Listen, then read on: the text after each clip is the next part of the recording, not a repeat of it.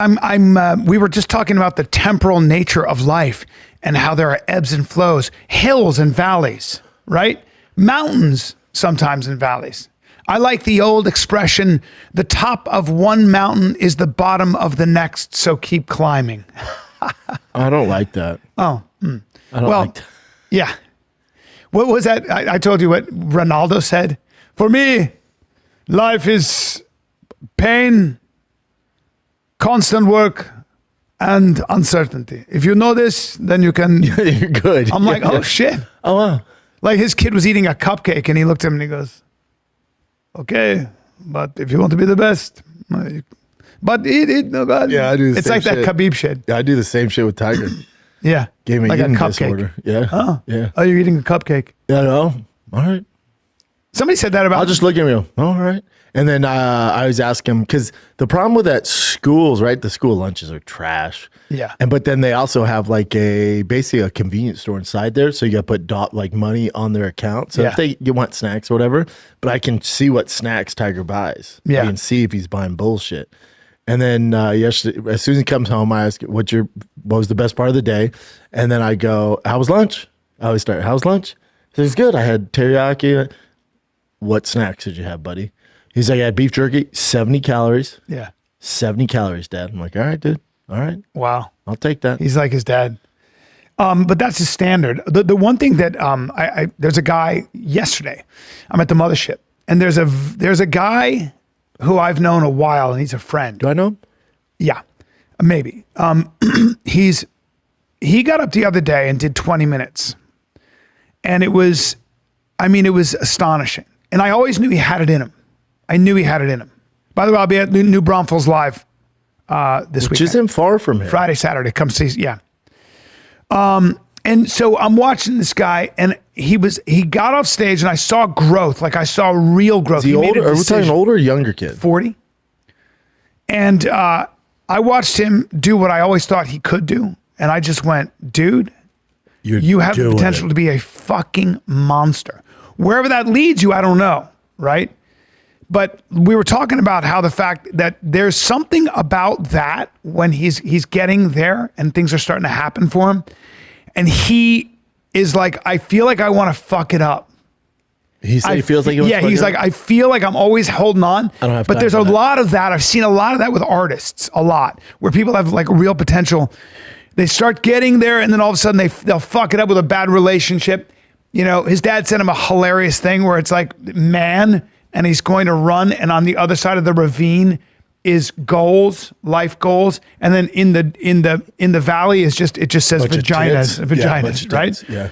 And he started laughing, and he's like, man, you know, there's this girl that liked him. He was looking at her, and he goes, now that would be a great time. And I go, yes, it would. And he goes, and guaranteed to fuck your life up. Yeah. Guaranteed. Yeah. And I was like, yeah. And there's the draw.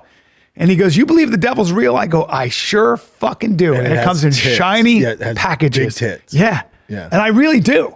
Like, it's like when you start knocking on the door of greatness, there are a lot of people that will keep that door closed. Or just not even greatness, like just knocking on the door of what you could be. People go, oh, I don't want to deal with that. It's too much. But a lot of it's discipline issues too. But you know, where they're like, I can do that. But the discipline issues come from the fact that they're afraid to be what they could be. Maybe. So maybe some are just lazy. I heard Adam over at the Mothership. Yeah. And I love Adam, and Adam really knows comedy, and he's been around for a while. Sure. And he gave a certain comic a chance to shine in a certain slot. I don't think so. And the guy just didn't do it.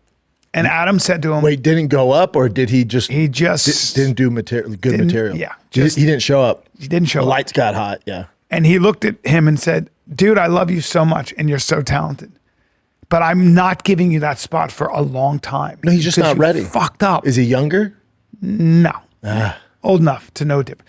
But I've seen that so much. He's like, you just can't do that. And that's you putting governors on yourself. Where it comes from doesn't matter. Like, we can go into psychology, okay? It doesn't fucking matter. You have to decide after a point, you got to be like, John Jones talked about that. John Jones, I know he's very talented, but John Jones said, I decided to be great. He said, I was like, you know, I just decided I was going to fucking be great when he was losing that Dominic Reyes fight. He goes, maybe this is it, John. And then he goes, wait a minute, fuck this. So a lot of it's a decision, man. Of course, it's talent. Of course, you have to have, and that's after. But there are a lot of people that have the talent. Defenses from John Jones. That's a big difference. There are a lot of people that have talent, and they just fuck around. They fuck off. It's the discipline issue, Bubba. It is. It comes out now. To your point, there's some people that will sabotage it for whatever reason because they don't think they deserve it. That's more of the artist, comic field. In sports, though, it's just discipline issue. Yeah. There's super talented fighters, talented football players, baseball players, and they're not, that guy's doing whatever, run extra sprints, catching extra balls. I'll do it tomorrow. Okay? And the next day, I'll do it tomorrow. Yeah, okay? but then here's my question. Why, so you were talking about Gary Machado. And you're like, he'll probably doesn't always have a discipline issue. No. So there's a belief situation there. Sometimes people don't want the responsibility of being a champion. As like Khabib said to Makhachev, it gets harder when you're at the very top. It gets harder. Everybody's headhunting you. Yeah, with Ian, I see, but you're talking about the elite of the elite. Like Ian Gary could stop right now. He's still very, very elite. Of course he is. So you're talking about but he could be a champion, right? Yeah, he probably still, and he still can be. But when it comes to elite fighters, and then like a comic who's not maybe showing sports up, is different. It's just different. Sports is different because the amount of discipline Ian Gary would need to even get to the UFC is light years above some comic. You know what I'm saying? He's comics are pretty dysfunctional. The comics super are pretty dysfunctional. dysfunctional. But also there's no head coach. There's no group of guys to really be like, hey man, make sure you're doing your spots. Make sure you're riding. Part of what you're makes on your people own. funny too is a low self-esteem sometimes. Like for sure, if you're a complete fuck up, sometimes it makes you funnier. Yeah, but it's also you can have low self-esteem, still be really disciplined. There's a lot of guys like that. A lot of guys like that. Yeah. But with sports, it's like you're not going to get too far. That's the difference. Like because in sports, it's going to be pretty black and white.